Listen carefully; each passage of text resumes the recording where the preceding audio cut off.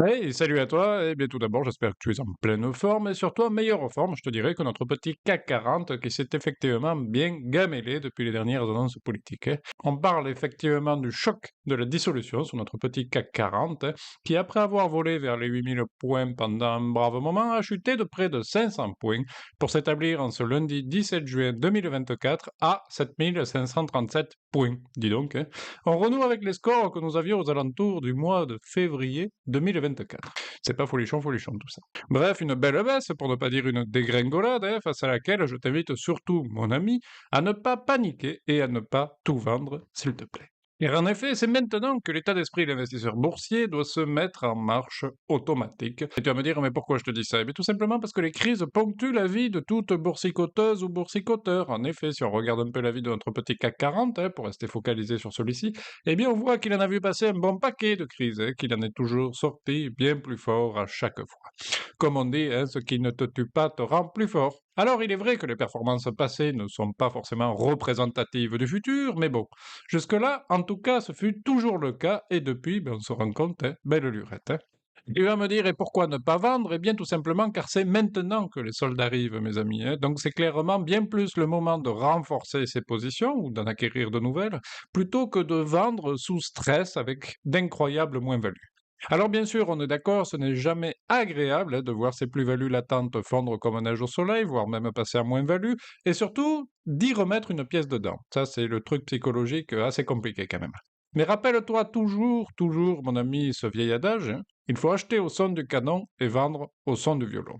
Et vu qu'une des règles d'or en trading, c'est d'adopter une démarche tout simplement robotisée, eh bien on prend les mêmes et on recommence, mon ami, avec notre étape habituelle numéro 1, l'étape de l'analyse des plus belles chutes du CAC 40 sur cette dernière année. Alors, eh bien, directo, ton site de trading préféré, hein, pour moi c'est Boursorama, et ensuite, eh bien, tu vas attraper les entreprises du CAC 40 pour commencer, et donc tu vas sélectionner les plus belles chutes sur la dernière année. Et grâce à cette petite chute, eh bien, nous avons la chance d'avoir un listing un peu plus étoffé de ce que nous avons d'habitude, et ça c'est particulièrement cool, hein. Alors, au vu de ce petit listing, eh bien, je m'aperçois que traîne un beau petit Léonard, pardon, Vinci, je voulais dire. Peut-être le fait que je sois dans les travaux en ce moment m'attire naturellement vers ce petit titre, mais je te propose donc qu'on prenne aujourd'hui un petit moment pour regarder le petit Vinci, puisque celui-ci a enregistré sur la dernière année une belle baisse de près de 10%. Eh bien, quelle efficacité, mes amis, puisque nous venons de finaliser l'étape 1, l'étape tout simplement ciblage d'une action ayant subi une grosse chute sur la dernière année. Donc ça, c'est fait avec le ciblage de notre petit Vinci pour aujourd'hui. Et du coup, ben, c'est parti pour l'étape numéro 2, l'étape de la constitution de notre petit panel d'actions concurrentes et de l'analyse naturellement du cœur de métier de ces petites sociétés. Alors pour ceci, ben, toujours fastoche, hein, à partir du listing qu'on a précédemment, on va cliquer sur le petit Vinci afin d'ouvrir sa belle fiche valeur. Et à partir de cette fiche valeur, eh bien, on peut voir que notre petit Vinci fait partie de la belle famille de la construction lourde. Bon, en gros, c'est pas de la bricolette du dimanche, là, c'est effectivement du costaud, mon ami. Et pour trouver ses petits copains à Vinci, eh bien, il suffit de cliquer sur cette fameuse construction lourde, et paf, apparaît comme par magie le petit listing d'actions concurrentes ci-dessous, où je ne vais cibler, si tu veux, que les actions estampillées SRD ou services de règlement différé, si tu te rappelles. Tout simplement car les sociétés, pour être éligibles à ce fameux dispositif, doivent valider un certain volume de capitalisation et de liquidité, ce qui sécurise d'une part nos prochaines trades et surtout nous évite également à perdre du temps à analyser des actions qui seraient tout simplement inutiles. Et ça, ben, c'est plutôt pas mal. Et donc, on aurait donc dans notre petit panel trois belles sociétés, enfin plutôt trois énormes sociétés, avec Bouygues, Eiffage et le petit Vinci, naturellement. Alors maintenant qu'on a constitué notre petit panel avec ces trois sociétés, on va pouvoir regarder un petit peu sur quoi on va potentiellement trader. Alors, eh bien, commençons par l'heureux élu du jour avec Vinci. Ben, celui-ci, c'est quand même le numéro 1 mondial de prestations de construction, concessions et services associés, avec une répartition de son chiffre d'affaires de la manière suivante. Avec 45% pour Vinci Construction, donc en gros, là, c'est la conception et la construction d'ouvrages dans le bâtiment génie civil hydraulique. Il s'occupe aussi de nos routes, autoroutes, voies ferrées, avec malheureusement des trains qui ne circulent pas assez à mon goût, ouais, mais bon, mais aussi production de granulats et d'aménagement urbain. Ensuite, on a 37% pour Vinci Énergie et Cobra Yes qui s'occupent de la conception, réalisation et maintenance d'infrastructures d'énergie et de télécom notamment, hein, comme par exemple actuellement un projet de câble sous-marin pour relier la France et l'Espagne, hein, c'est fou ça. 17% ensuite pour Vinci Concessions avec la gestion déléguée d'infrastructures, avec notamment les autoroutes du Sud. Ça c'est bon, ça rappelle les vacances. Et Cofiroute également. Il s'occupe aussi des parcs de stationnement et des aéroports. Le reliquat, un petit pourcent, concerne la promotion immobilière, résidentielle et d'entreprise et les résidences gérées.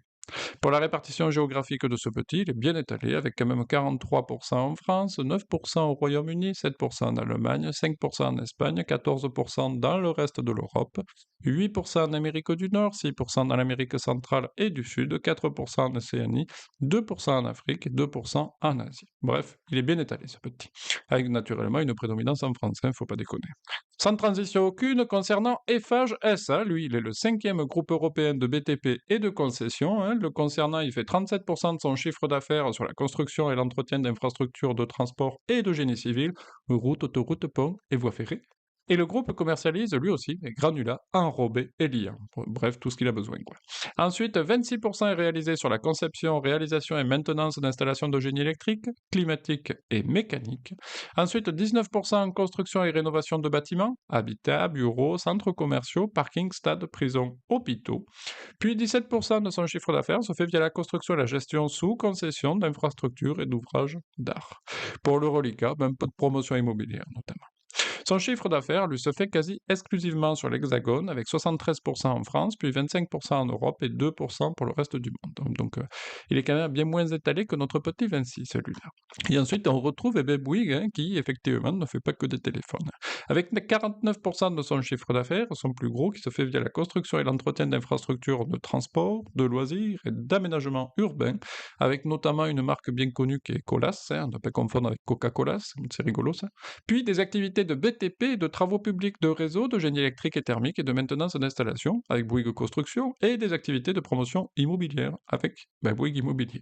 Et 14% par contre en télécommunications, on y est quand même, avec Bouygues Télécom, pardi, qui fait la prestation de téléphones mobiles, fixes et d'accès à Internet.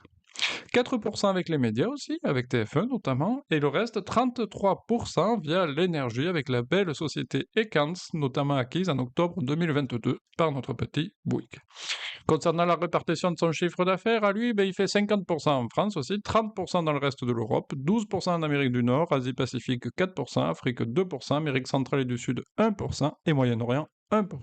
Bon, comme on le voit, on a quand même face à nous trois très très beaux bébés, avec une exposition peut-être un peu plus marquée par Eiffage sur le territoire français. Je le rappelle, environ 73%. Mais voilà, mon ami, on y voit un petit peu plus clair, on a constitué notre petit panel, l'étape 2 est donc finito, et donc il ne nous reste plus qu'à passer à l'étape 3, l'analyse des petits indicateurs de ces trois petites en fonction de leur bilan et de leur compte de résultats. Piocher directement, tu te souviens, depuis Boursorama, au même onglet Société, mais simplement en fait dans les chiffres clés si tu veux. Et si tu te rappelles bien, notre objectif ici est donc de sortir à minima 6 indicateurs qui seraient bel et bien validés sur 8. Alors comme la dernière fois je te passe les étapes de remplissage de l'onglet détail, on va passer directement à l'onglet global, et donc là c'est le roulement de tambour, et paf, voici donc notre petit résultat final, avec à ma grande surprise du choix, j'y croyais pas, puisque nous avons pas une mais deux sociétés qui valident notre objectif. En effet, Vinci et Eiffage sortent clairement du lot avec bel et bien 6 indicateurs validés sur 8 pour ces deux petits. Et ça, ça mérite bien quelques applaudissements quand même. Ce qui leur fait défaut à ces deux petits sont tout simplement le taux de marge, c'est-à-dire le ratio entre le bénéfice final obtenu et le chiffre d'affaires généré. Et donc, ils sont assez faibles pour ces deux petits. Mais compte tenu du fait qu'ils sont faibles pour les deux sociétés en question, on peut aisément supposer que ce taux de marge reste tout de même le taux de marge applicable moyen dans le secteur. Et oui, on ne peut pas tout avoir en diversifiant. Alors je ne te cache pas, avant d'aller faire d'autres analyses complémentaires, je peux te dire déjà le fait que le taux de marge soit presque le double pour Vinci est déjà un critère qui m'attire clairement, d'autant plus qu'on a également évoqué une exposition géographiquement plus diluée pour Vinci, ce qui lui permet d'être selon moi plus sécurisé qu'Eiffage. Pour information également, quand on regarde le résultat de Vinci et qu'on le compare au résultat d'Eiffage, eh bien on remarque rien du tout, puisque l'un comme l'autre possède une vraie stabilité et une vraie progression régulière et maîtrisée dans leurs résultats. Donc cela reste effectivement très complexe de les départager, ces deux petits. À noter toutefois une différence de taille très significative, qui se retrouve d'ailleurs au niveau de leur capitalisation boursière, pardi. Alors même si la taille est toujours sécurisante, après ce n'est pas non plus pour moi un critère prédominant. J'aurais simplement préféré en toute franchise un taux de marge bien plus élevé. Mais bon, on n'a pas tout ce qu'on veut dans la vie. Alors pour me rassurer et potentiellement les départager, ces deux petits, eh déjà je vais aller compléter mes quelques données complémentaires, qui sont donc la variation du chiffre d'affaires entre N et N-1 sur la même période. Et là on voit que c'est kiff-kiff et bourriquette entre les deux, puisque j'ai environ 5% de chiffre d'affaires d'augmentation sur la dernière période pour chacun.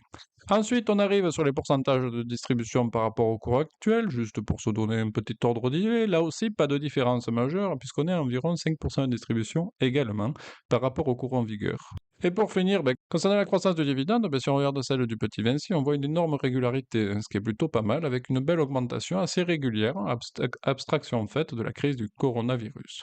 Pour FH, par contre, on partait de bien bas, d'où le chiffre exorbitant qu'on a à l'écran, puisque les dividendes de 2019 avaient tout simplement été annulés suite à la crise Covid.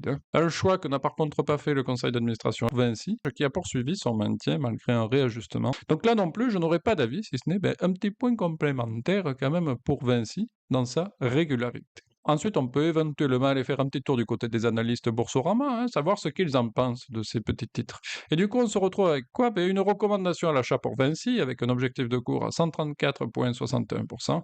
Mais pareil pour FH, une recommandation à l'achat, avec lui par contre un objectif de cours à 133,95 euros, qui est donc plus faible que le précédent, mais compte tenu du cours actuel, cela nous permettrait par contre de faire une plus grande plus-value. Toutefois, le seul truc que je retiendrai ici, c'est simplement deux recommandations fortes à l'achat sur ces deux titres.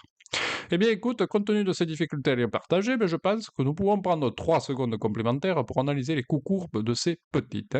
Alors, eh bien, notre petit Vinci, quand on regarde son évolution sur 20, 10, puis 5 ans, on s'aperçoit qu'au global, nous sommes plutôt en phase d'ascension, ce qui est plutôt bien, sans compter qu'il y a 5% de la valeur du cours qui est distribuée dans le cadre d'un petit dividende, donc c'est plutôt pas mal ce schéma. Ensuite, eh bien, comme d'habitude, je dresse une ligne droite sur la courbe à 5 ans pour voir que le cours à ce jour n'est pas un cours trop élevé. Donc ça va quand on regarde, puisqu'on s'aperçoit que depuis le mois de janvier, nous sommes au-dessus de ce niveau, donc la possibilité que nous arrivions à un niveau supérieur au cours du jour semble effectivement assez réaliste. Donc pour ce premier point, c'est quand même OK. Ensuite, on va regarder le fameux RSI 14 qui, si tu te rappelles, nous indique en zone rouge une zone de surachat, ce qui sous-entend que le cours va bientôt chuter.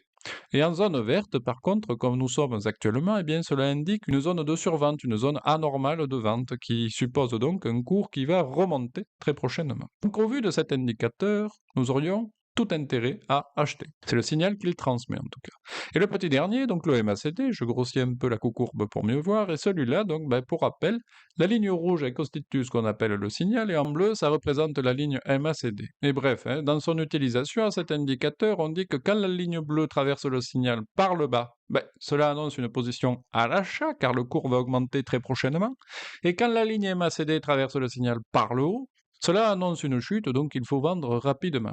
Donc via la MACD, on s'aperçoit qu'il y avait effectivement la coupe du signal avant sa chute, mais par contre, actuellement, nous ne pouvons tirer absolument aucune hypothèse, puisque pour l'instant, ils sont simplement séparés. Donc les seuls indicateurs exploitables ici dans cette brève analyse, le RSI qui nous conseillerait donc d'acheter assez rapidement, et notre support qui nous indique que même si on achetait maintenant, on ne serait normalement pas positionné à un niveau trop élevé pour le petit Vinci. Il a décidément tout pour me plaire celui-ci. Et faisons donc notre petit comparatif par rapport à FH. Donc déjà son graphe sur 20, puis 10, puis 5 ans. Donc là déjà, tu vois, je vais être un peu chiant, mais malgré toutes les bonnes explications possibles, j'ai un gros problème, toujours d'ailleurs, quand je vois que le cours antérieur était monté plus haut que le cours actuel. Ça m'énerve et ça me fait mal, tu vois, peut-être simplement par compassion envers tous les pauvres investisseurs qui ont pu subir cette situation, et ça me met un peu le doute quand même.